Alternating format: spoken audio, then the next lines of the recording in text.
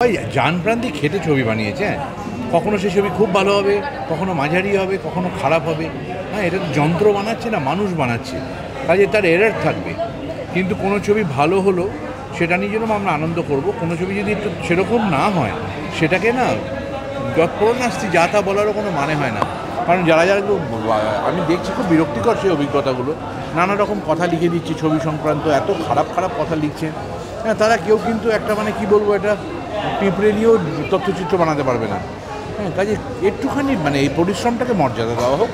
ভালো খারাপ কাজ তো হতেই থাকবে।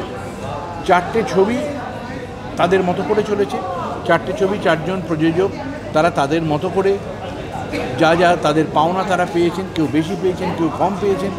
কিন্তু এটা তো ঘটনা, চারটে পরিচালক, আলাদা আলাদা অভিনেতা, চারজন প্রযোজক আমাদের এই দর্শকদেরকে আনন্দ দেওয়ার জন্য ছবি বানিয়েছেন এবং তাদেরকে উজাড় করে দিয়েছেন পুজোর সময়, এবং লোকে দেখেছে তো, প্রতিদিন পুজোর সময় হল ভর্তি করে লোকে ছবি দেখেছে। এর থেকে আর আনন্দের কী হবে? আমার 3টে ছবি দেখা হয়ে গেছে, আজকে 4র্থটা রঘু ডাকাত। আজকে দেখা হলে আমার পুজোর ছবি দেখা শেষ হবে।